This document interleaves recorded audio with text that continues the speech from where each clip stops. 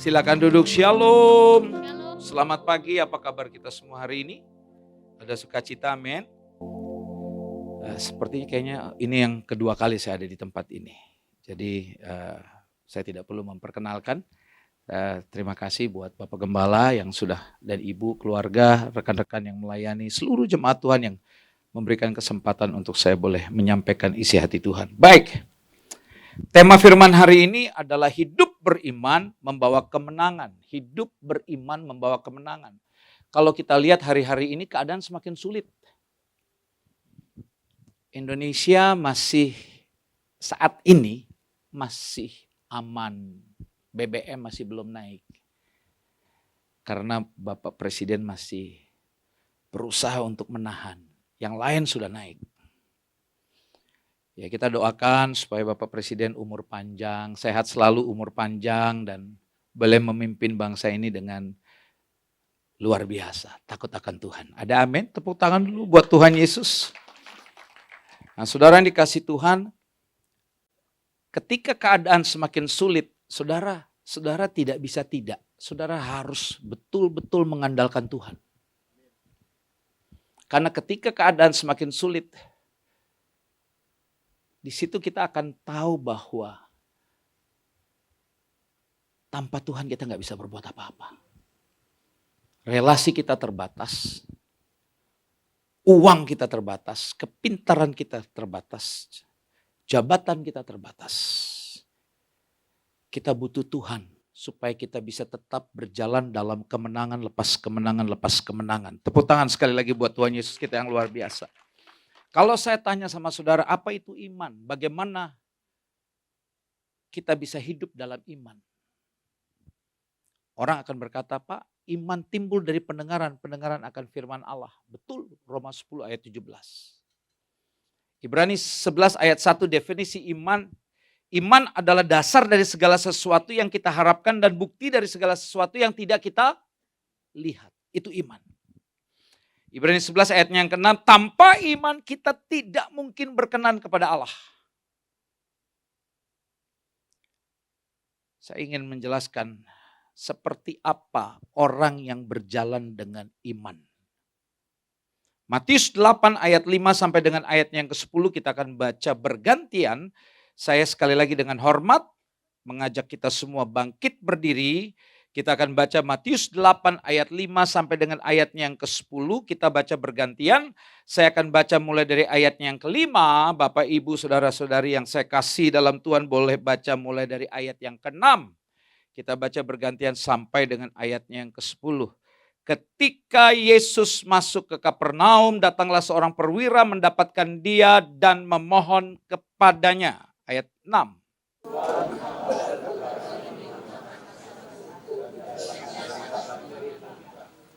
Yesus berkata kepadanya, aku akan datang menyembuhkannya.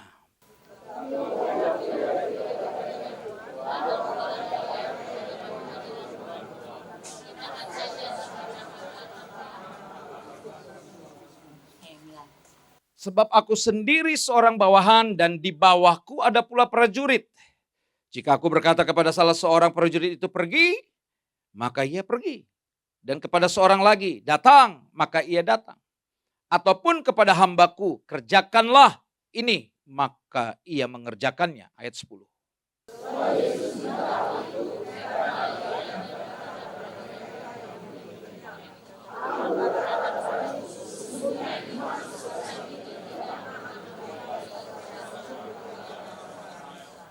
Amin. Silakan duduk, saudara. Saudara yang dikasih Tuhan, kalau kita lihat saat ini banyak sering kali kita mendengar dalam ayat 10 ini, kisah cerita ini adalah di mana Tuhan Yesus berkata, aku berkata kepadamu sesungguhnya iman sebesar ini tidak pernah kujumpai. Tuhan Yesus berkata iman sebesar ini. Yang ngomong nih bukan Petrus, bukan Matius. Tapi Tuhan Yesus berkata iman sebesar ini tidak pernah kujumpai. Ada 10 hal. Mau 10 apa 3? Waktunya 30 menit, 35 menit. Jadi 3 hal aja saudara. Seperti apa itu orang beriman? Kita seringkali hanya ke gereja dengar firman. Karena Roma 10 ayat 17, iman timbul dari pendengaran-pendengaran akan firman Allah. Mari kita lihat lewat cerita kisah ini. Yang pertama, orang yang beriman itu adalah orang yang orang yang mencari Tuhan dan mendapatkan Tuhan di dalam hidupnya. Apa saudara? Orang yang beriman itu adalah orang yang mencari Tuhan dan mendapatkan Tuhan itu di dalam hidupnya. Saudara harus bisa menemukan Tuhan dalam hidup saudara. Itu orang beriman. Pak, iman adalah dasar segala sesuatu yang kita harapkan dan bukti dari segala sesuatu. Ya, you have to find him. Saudara harus menemukan dia dalam hidup saudara. Tidak bisa tidak. Bukan hanya lips, bukan hanya perkataan. Oh, saya percaya. No. Saudara harus bisa menemukan dia di dalam hidup saudara. Itu orang beriman. Jadi bukan kalau yang cuma bilang, oh, aku percaya. Itu namanya Kristen KTP. Orang beriman. Iman adalah dasar dari segala sesuatu yang kita harapkan. Dan bukti dari segala sesuatu yang tidak kita lihat. Jadi saudara tidak bisa tidak. Saudara harus bisa mengharapkan dia. Dan menemukan dia dalam hidup saudara. Matius 8 ayat 5 tadi dikatakan ketika Yesus masuk ke Kapernaum, datanglah seorang perwira. Apa katanya? Mendapatkan dia. Dan memohon kepadanya. Saudara mau gak berjalan dalam kemenangan? Saudara harus mesti temukan dia dalam hidup saudara. Sehingga waktu saudara berharap, waktu saudara berdoa, waktu saudara percaya, mujizat lepas mujizat terjadi. Tepuk tangan dulu buat Tuhan Yesus kita yang luar biasa. Mazmur 119 ayat 105, ayat ini kita hafal semua. Firman-Mu itu pelita bagi kakiku dan terang bagi jalanku. Caranya untuk menemukan Tuhan, rajin-rajin baca Alkitab, rajin-rajin dengar firman Tuhan. Ada amin? Jadi saudara tidak bisa mengaku sebagai orang beriman, tidak baca firman. Nggak ada amin. Saudara sebagai orang beriman, tidak bisa, saudara tidak tahu firman. Bagaimana menemukan dia? Baca firman, dengar firman, setia beribadah di tempat ini. Itu orang beriman. Dan orang yang menemukan dia, dia akan berjalan dalam mujizat. Dia akan bisa berjalan di atas air. Maksudnya tidak ada yang mustahil. Jangan keluar dari tempat ini, ada kolam. Wah, saya mau berjalan di atas air. Saya pastikan sudah kecebur, tenggelam. Karena bukan Tuhan yang panggil. Bukan Tuhan yang bilang gini, kemari Paulus. Jangan coba-coba. Tapi ketika kita menemukan dia, maka saya pastikan tidak ada yang tidak mungkin buat kita yang percaya. Tepuk tangan dulu buat Tuhan Yesus kita yang luar biasa. Amsal 16 ayat yang ketiga katakan, serahkanlah segala perbuatanmu. Perhatikan, kesalahan orang-orang, serahkan. Perhatikan. Kalau engkau punya pergumulan, serahkan. Bawa dalam doa. Perhatikan, serahkanlah perbuatanmu kepada Tuhan. Kalau kita serahkan nih, saya bawa air minum ini buat Pak Toto. Saya harus ketemu dengan Pak Toto, saya kasih. Halo? Saya harus menemukan Pak Toto nih supaya saya bisa kasih air minum ini. Saudara punya masalah, saudara mau mujizat terjadi, saudara bisa menemukan Tuhan nih. Bawa masalah saudara. Baru saudara letakkan di kaki Tuhan. Di situ mujizat terjadi. Bukan sekedar doa. Semua orang bisa berdoa. Apa susahnya cuma ngomong di mulut kok. Tuhan terima kasih. Berkati makanan ini. Semua orang bisa ngomong seperti itu. Tapi tidak bisa, saudara harus temukan Tuhan dalam hidup saudara. Sehingga waktu saudara bawa pergumulan saudara. Saya mau bilang begini. Akan selalu ada jalan keluar. Tepuk tangan dulu buat Tuhan Yesus kita yang teramat baik. Matius 21 ayat 22 katakan apa? Dan apa saja yang kamu minta dalam doa, perhatikan nih. Dengan penuh kepercayaan, kamu akan menerimanya. Dengan penuh kepercayaan, bukan sekedar percaya nih saudara. Orang yang penuh kepercayaan, saya pastikan orang itu adalah orang yang betul-betul sudah menemukan Tuhan dalam hidupnya. Sehingga tidak lagi ada keraguan, tidak lagi ada ketakutan, tidak lagi ada kekhawatiran, tidak lagi ada kecemasan. Dia yakin dan percaya waktu dia berdoa, mujizat pasti terjadi. Tepuk tangan dulu buat Tuhan Yesus kita yang teramat baik. Makanya kenapa terkadang dalam ibadah ada pujian. Kita dibawa dulu nih lewat pujian.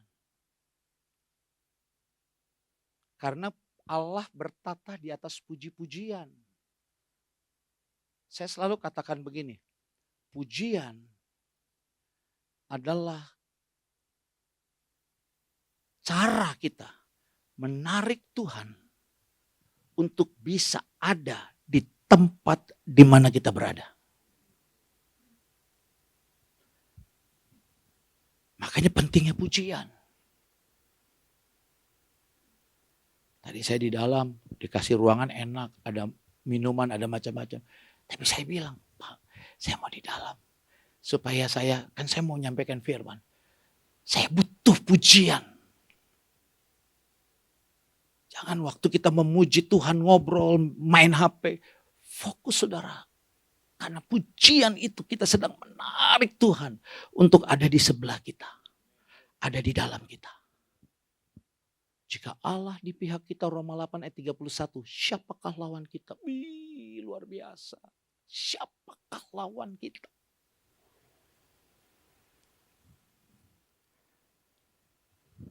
Iman kita kepadanya adalah kunci untuk melampaui segala keterbatasan. Amin. Tulisannya boleh next. Tadi yang ada ya. Boleh kita baca sama-sama? 1, 2, 3. Kunci untuk melampaui segala keterbatasan. Ketika keadaan sulit saudara. Dalam waktu dekat ini semuanya akan semakin sulit. Saudara, saya belakangan ini ngomong sama banyak hamba-hamba Tuhan. Kita gak usah pusing dengan ngurusin gereja lain. Uruslah gereja kita. Semua akan ada porsinya. Dan saya katakan kepada semua teman-teman yang dekat dengan saya cuma bilang begini. Nanti kita akan melihat semua gereja dimanapun, apapun sinodenya.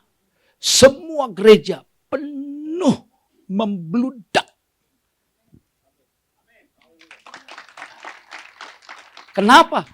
Karena memang Tuhan izinkan masalah itu datang supaya semua orang Tuhan paksa untuk cari dia. Semua orang harus mengandalkan dia. Semua orang harus semangat lagi, sungguh-sungguh cari dia. Karena tanpa dia, sekali lagi, uangmu, jabatanmu, kepintaranmu, relasimu terbatas. Saudara dan saya butuh Tuhan. Jadi yang pertama, orang yang beriman adalah orang yang mencari Tuhan. Selalu dalam hidupnya dia cari Tuhan. Dan dia menemukan Tuhan. Sehingga mujizat, lepas mujizat terjadi. Yang kedua, orang yang beriman itu adalah orang yang rendah hati. Karena dia sadar akan keterbatasannya. Kalau ada orang Kristen sombong, itu bukan orang beriman. Saya ulangi, kalau ada orang Kristen sombong itu beda dengan sombong. Sombong. Kalau sombong ya masih di level biasa. Kalau orang Kristen biasanya tuh suka sombong rohani. Karena merasa dirinya benar, merasa dirinya kudus, merasa dirinya baik. Sebentar saya menyampaikan firman Tuhan dengan tema sebentar di tempat lain. Semua orang telah berdosa. Semua orang telah berdosa. Tidak ada yang tidak berdosa. Tidak ada yang tidak berdosa. Tidak ada yang kudus, tidak ada yang bersih, tidak ada yang suci. Tapi kita disucikan, dikuduskan, dibenarkan, dilayakkan lewat kematiannya di atas kayu salib. Sehingga setiap orang yang percaya, Yohanes 3 ayat 16. Karena begitu besar kasih Allah akan dunia ini sehingga ia mengaruniakan anak yang tunggal. Supaya setiap orang yang percaya kepadanya tidak binasa melainkan beroleh hidup yang kekal. Tepuk tangan dulu buat Tuhan Yesus kita yang luar biasa. Jadi yang kedua, orang yang beriman itu dipastikan adalah orang yang rendah hati. Karena dia tahu dia manusia yang biasa-biasa memiliki keterbatasan.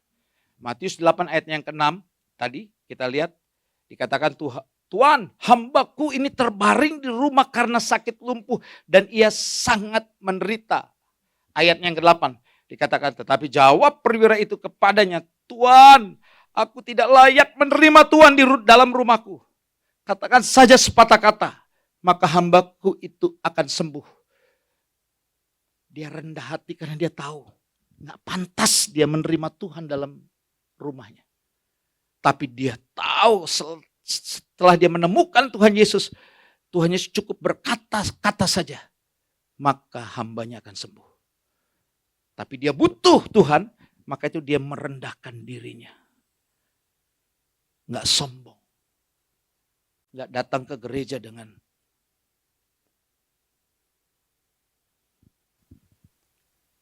gak ada yang hebat.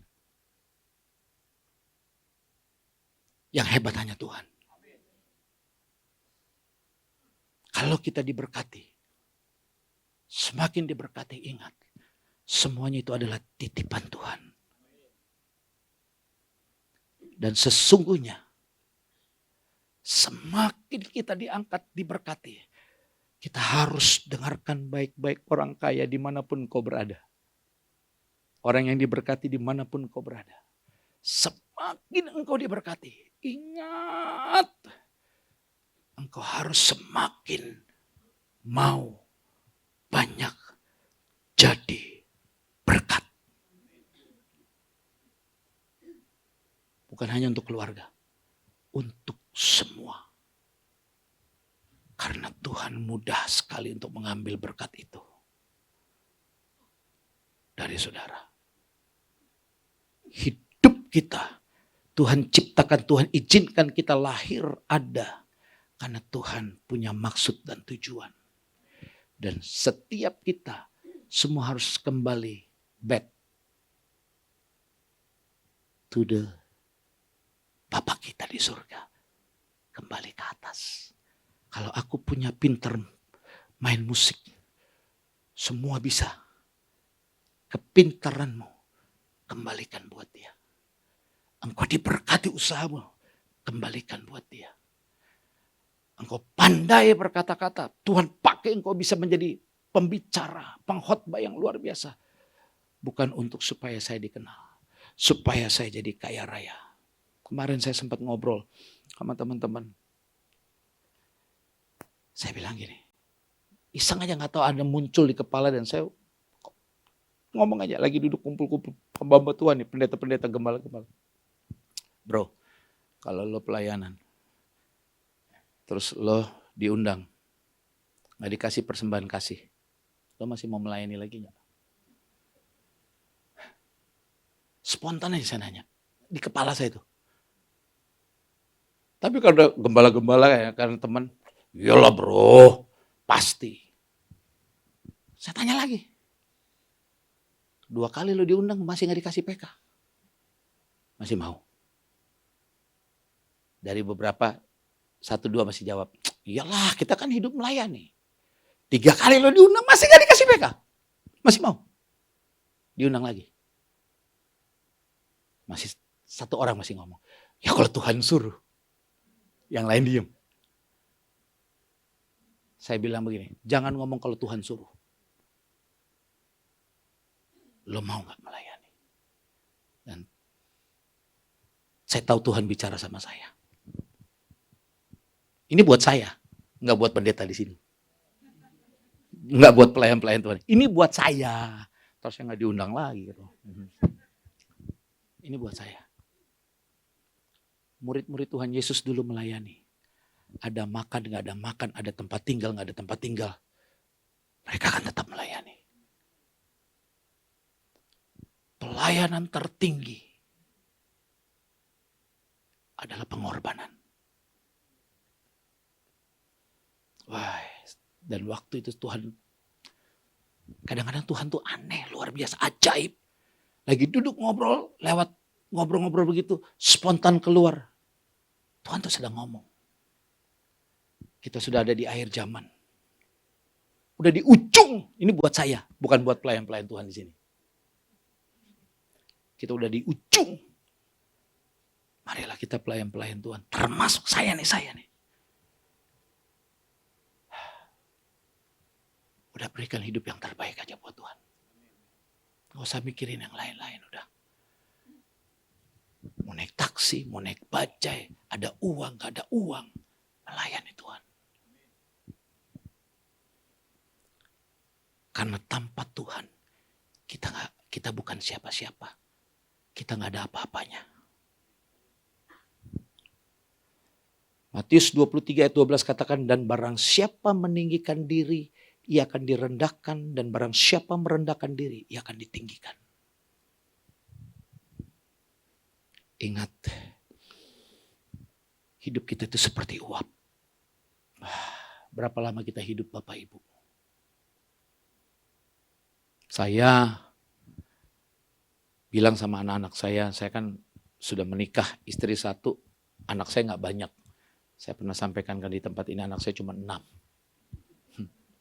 Anak saya 6, yang sudah menikah 5, anak saya yang pertama laki, perempuan 4 di tengah, penutup laki. Yang 5 sudah menikah, tinggal yang bontot. Yang bontot juga sudah selesai kuliah. Dan saya udah bilang, Tuhan Yesus sudah mau datang, nak, cepat-cepat kamu menikah. Jangan kamu ketinggalan, Tuhan Yesus sudah mau datang. Saya cuma bilang begini sama anak-anak saya. Kamu besar di gereja. Kamu bisa ada sampai hari ini berhasil karena Tuhan. Karena kita, Papa, Mama, melayani Tuhan. Saya bilang, Papa gak minta apa-apa. Selain punya hati yang benar-benar mengasihi Tuhan. Hati yang mau melayani Tuhan. Karena tanpa Tuhan, nak, kita bukan siapa-siapa. Saya hidupnya udahlah gak usah cerita, tapi hidup saya hancur. Tapi kalau Papa, kalian bisa ada sampai hari ini, itu karena Tuhan. Itu aja saya titip pesan. Saya, anak saya 6, yang sudah menikah 5. Yang menikah 3 dengan orang Kristen. Pasangannya Kristen. Yang 2 dari seberang. Tapi anak-anak saya, yang laki narik istrinya, yang perempuan narik suaminya masuk Kristen. Kok tepuk tangannya loyo banget. Pak, Bu, saya selalu katakan begini, jangan kita terlalu cepat vonis. Oh, terang dan gelap gak bisa bersatu. Mereka ciptaan Tuhan. Anda bicara seperti itu karena Anda hidup dalam ketakutan. Kalau kita tanam, makanya saya bersyukur Tuhan, terima kasih saya boleh nakal dulunya tapi dapat istri yang the best of the best. Karena ya pokoknya istri saya nggak bisa ikut karena kami ada juga gereja untuk kami gembalakan dan ada tamu, jadi dia ada. Kalau istilah saya jaga kandang. Istri saya the best. Dia tidak pernah tanamkan kebencian. tapi dia selalu tanamkan kasih. Jadi waktu anak saya jalan sama mereka, saya cuma bilang begini, Papa nggak mau dikenalin dengan bentar-bentar dikenalin, oh ini teman aku cowok, oh ini teman aku cewek, saya nggak mau. Sekali kamu kenalin berarti itu adalah orang yang kamu mau serius. Bapaknya dulu boleh patah satu tumbuh 1000. Tapi anak-anak saya nggak boleh. Puji Tuhan semua sifatnya ngambil mamanya, jangan ngambil bapaknya. Oh haleluya. Kalau ambil saya rusak udah. Karena dulu saya rusak. Tapi mamanya itu setia sampai saya percaya mati. Tidak ada yang bisa memisahkan selain maut. Amin. Tepuk tangan dulu dong buat Tuhan Yesus. Jadi anak-anak saya baik. Saya bilang, anak-anak saya punya prinsip. Pokoknya sekali Yesus tetap Yesus. Ingat itu, sekali Yesus tetap Yesus. Dan tidak bisa saudara, kita mengandalkan kekuatan kita untuk mendidik anak-anak kita, menjaga anak-anak kita. Kita butuh Tuhan. Karena itu tanamkan mereka. Kalau saudara punya anak, untuk hidup bertumbuh dalam kebenaran. Hidup dalam kebenaran firman Tuhan. Bertumbuh dalam kebenaran firman Tuhan. Saya nggak khawatir. Mereka main sama-sama, kumpul sama-sama. Mereka ajak pasangan mereka sama-sama. Jadi anak-anak mantu saya main sama-sama. Usaha sama-sama, pelayanan, semua ibadah sama-sama. Aduh saya bilang Tuhan terima kasih. Saudara yang dikasih Tuhan. Kita butuh Tuhan. Kita boleh punya segalanya, tapi kalau keluarga kita hancur, buat apa? Makanya saya bilang, Tuhan, saya patahkan segala, kutuk segala hal-hal yang tidak baik. Saya bilang, cukup ada di pundak saya Tuhan. Ke bawah semuanya baik, dan kami boleh mempersembahkan hidup kami, tubuh kami, yang terbaik buat Tuhan. Tepuk tangan dulu buat Tuhan Yesus. Saudara yang dikasih Tuhan.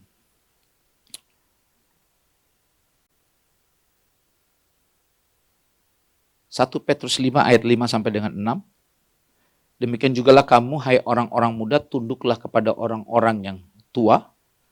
Dan kamu semua rendahkanlah dirimu seorang terhadap yang lain, sebab Allah menentang orang yang congkak tetapi mengasihani orang yang rendah hati.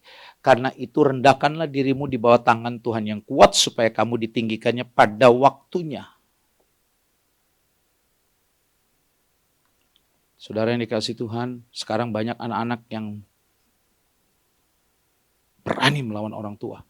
Dan dunia sudah, saya kayaknya waktunya udah habis nih. 5 menit lagi. Oh iya, soalnya karena kalau dikirimin ini jadwalnya 35 menit, biasanya harus taat. Saudara, tadi di mana ya? Anak-anak zaman sekarang. Sekarang dunia juga mengajak kita untuk kalau didik anak nggak boleh dipaksa. Saya bilang karena kan saya punya cucu. Cucu saya sudah 5. Jadi yang sudah menikah 5 sudah punya satu. Banyak anak, banyak cucu, banyak berkat.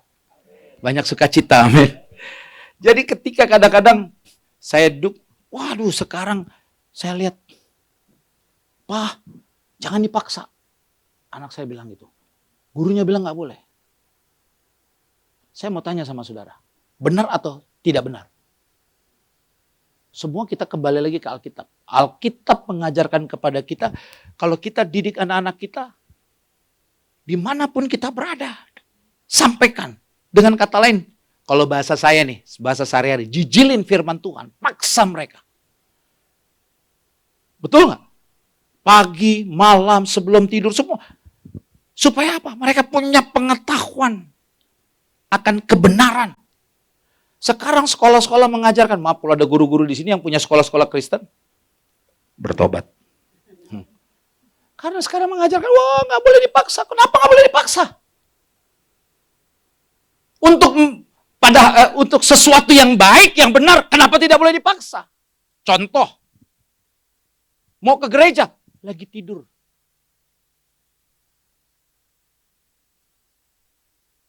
Bangunin. Nggak bisa.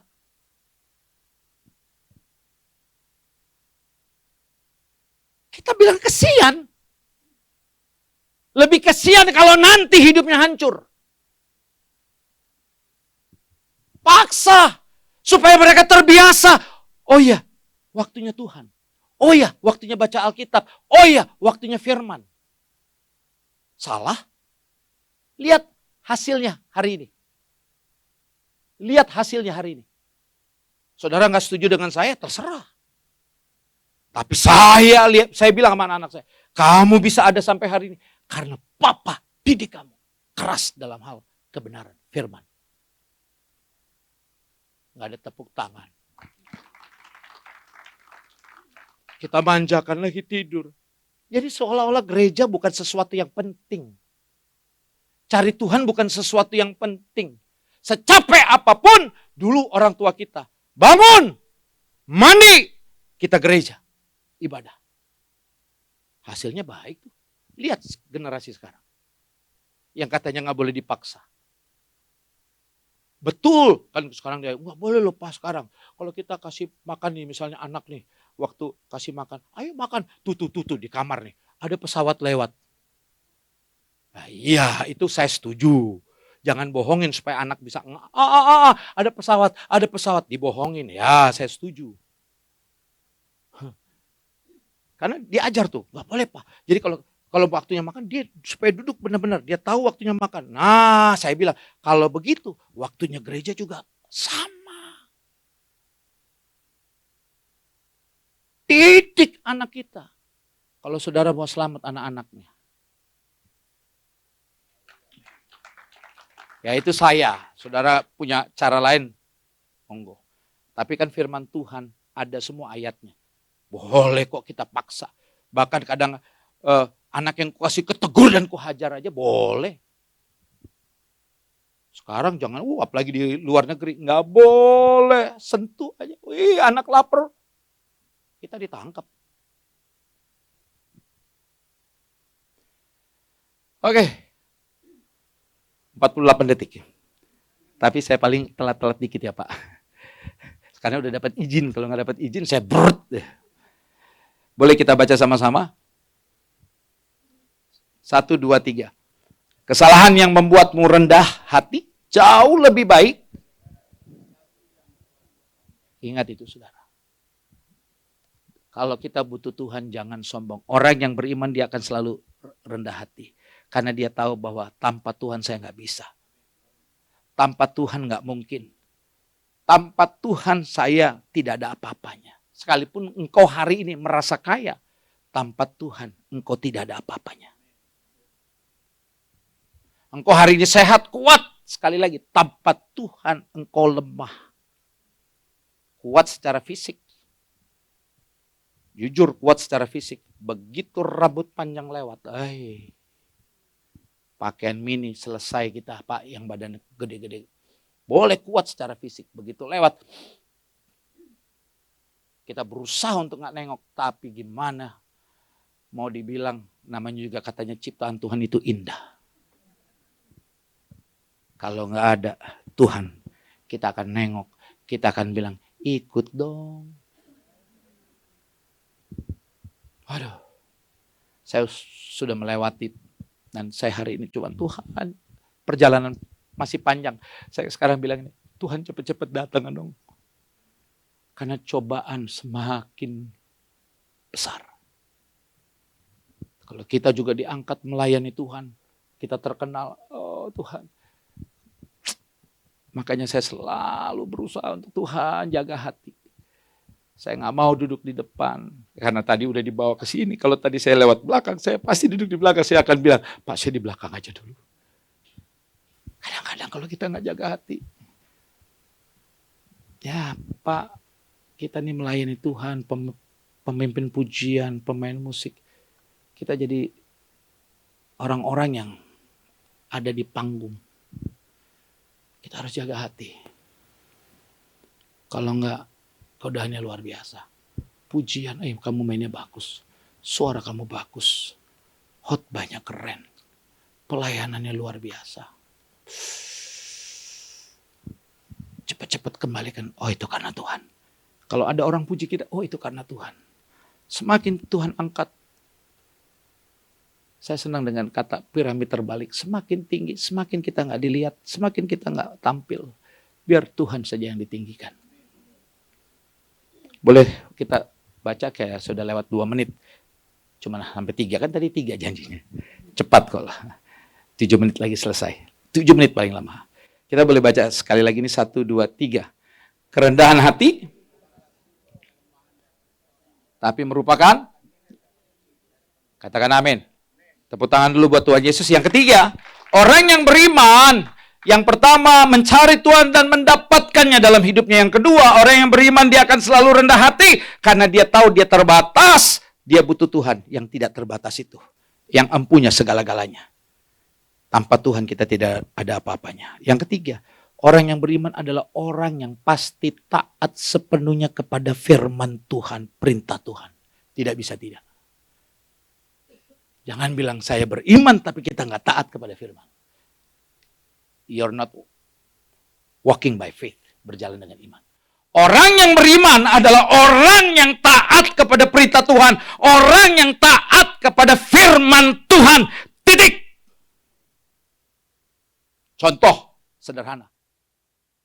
Kalau hari-hari ini banyak orang di sosial media menyesatkan soal perpuluhan. Saya sekarang ini lagi berani ngomong soal perpuluhan. Karena apa? Banyak sekarang penyesat-penyesat. Kalau begitu hapus saja itu perpuluhan dalam perjanjian lama. Mereka selalu katakan, itu kan perjanjian lama, Taurat. Kita ada di dalam perjanjian baru, persembahkan tubuh, hati, sikap hidup, cara kita hidup. Ada ayatnya. Makanya belajar. Kalau GBI salah, saya yakin gereja ini tidak mungkin, sinode ini tidak mungkin menjadi sinode yang besar.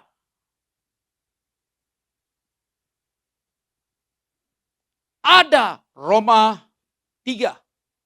Satu aja nih, ini nggak ada di itu, boleh tolong dibuka ya. Roma 3. Boleh baca ayat ini, pegang ayat ini baik-baik supaya saudara tahu bahwa sekarang banyak orang ngerasa pinter. Ahli bahasa, ahli sejarah, ahli ini, ahli itu, ahli nujum mungkin, ahli apalah. Ahli anak topan.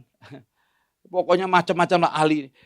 Pinter. Begitu saya cek dia ngomong perpuluhan gak ini. Dia gak bernaung di bawah sinode dan dia ngomong karena punya, saya boleh bilang mungkin karena dia punya maksud dan tujuan. Ayat 31 boleh? Roma 3 ayat 31. Jika demikian, adakah kami membatalkan hukum Taurat karena iman? Sama sekali tidak. Sebaliknya kami meneguhkannya. Jadi tidak, kalau ada orang bilang itu perjanjian lama, ini saudara. Nah, saya sedang membawa saudara untuk melihat kalau orang beriman, dia akan taat sepenuhnya.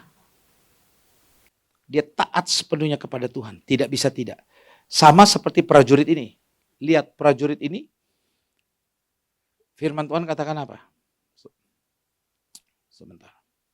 Prajurit ini katakan apa? Lihat. Yang ketiga. Ayat 8 tadi, ayat 9.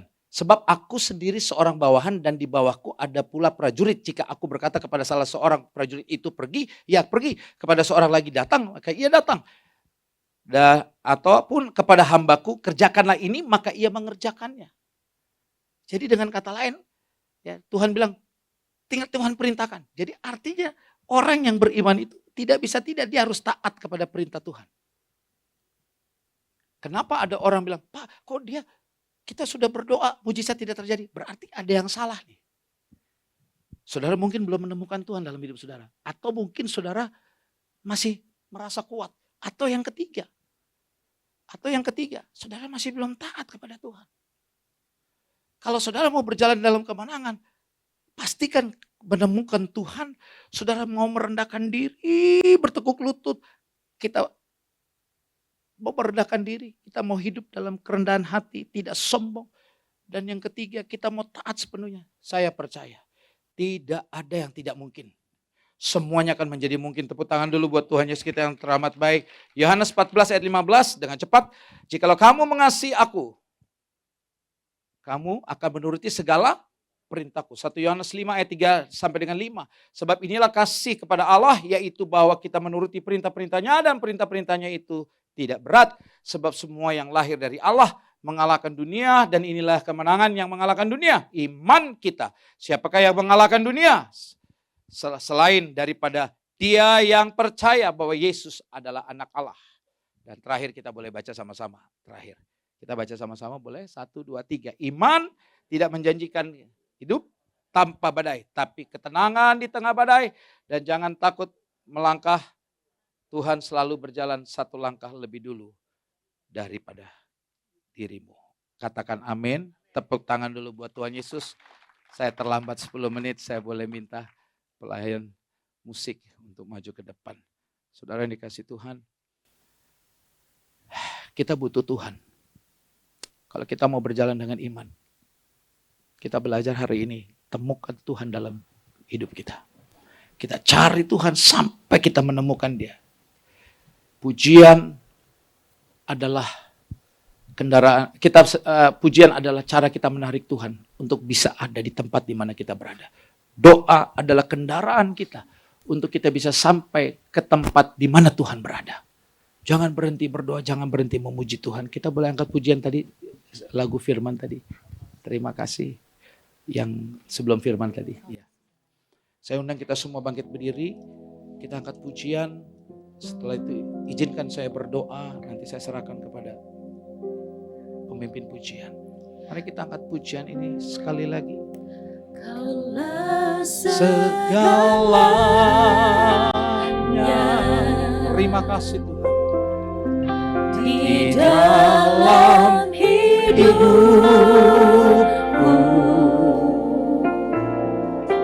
kerajaanmu, kebenaranmu, itu bagianku.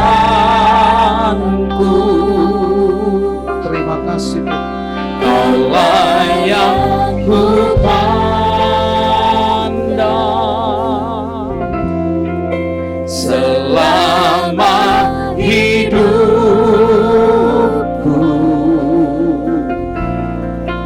mengasihimu, memuliakan. Boleh sekali lagi, mari sama-sama katakan, oh, Kaulah segala-galanya ya Tuhan. Kaulah segalanya di dalam hidupku. Amin.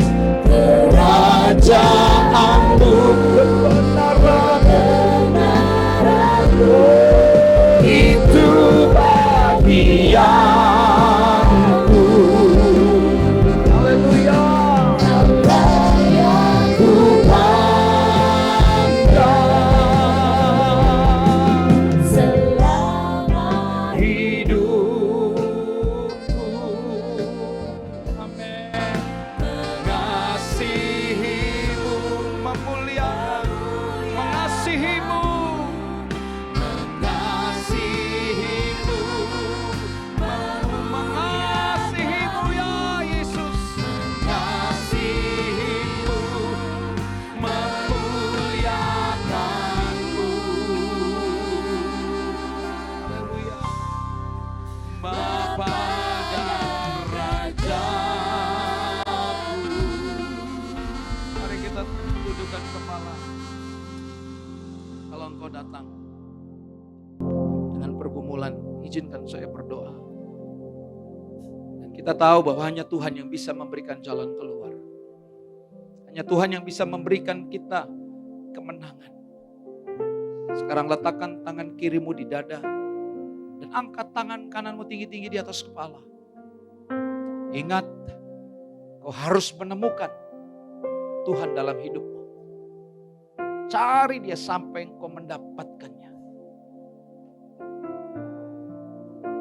Jangan andalkan kekuatanmu, relasimu, kepintaranmu, jabatanmu. Rendahkan diri di hadapan Tuhan. Dan taat sepenuhnya kepada firman. Jangan terlalu mudah kita diombang-ambing dengan pengajaran-pengajaran yang menyesatkan. Bertumbuhlah di tempat ini. Bertumbuhlah, setialah dengan gereja. Di mana Tuhan bawa engkau ada di tempat ini. Berakar, bertumbuh. Sehingga engkau hidup dalam kebenaran. Saya mau berdoa. Bapak terima kasih. Kami meletakkan tangan kiri kami di dada karena kami percaya. Bahwa Tuhan Yesus Engkau lah Bapa kami yang baik. Dan kami mengangkat tangan kanan kami tinggi di atas kepala karena kami tahu ketika kami mengangkat tangan Bapa yang baik turun tangan dan memberkati kami. Saat ini kami bawa setiap pergumulan masalah kami. Kami bawa di hadapan-Mu Tuhan. Kami letakkan Tuhan di kaki-Mu. Karena kami percaya bagimu tidak ada yang mustahil. Bagi kami yang mengandalkan dan percaya berjalan dengan iman, juga tidak ada yang mustahil. Tuhan akan membuat indah pada waktunya. Tuhan akan berikan jalan keluar. Tuhan akan menghancurkan setiap tembok-tembok penghalang dalam nama Tuhan Yesus. Sehingga kami siang hari ini boleh berjalan dalam kemenangan. Kami boleh mengalami mujizat lepas mujizat. Kami boleh melihat kuasa Tuhan nyatakan dalam hidup kami. Tuhan nyatakan kuasa-Mu. Berkati tangan-tangan yang terangkat. Tolong kami Tuhan. Di dalam nama Tuhan Yesus. Turunkan tangan kita. Bapa, kami serahkan gereja kami. Kami serahkan Bapak Gembala dan seluruh jajaran pelayan-pelayan yang ada di tempat ini. Dan seluruh jemaat Tuhan yang ada. Tuhan kiranya berkati. Berkati tempat ini. Hamba-Mu selesai menyampaikan isi hati-Mu. Terpujilah nama-Mu. Di dalam nama Tuhan Yesus. Kita yang sudah diberkati, mari sama-sama katakan. Amin. Silakan duduk.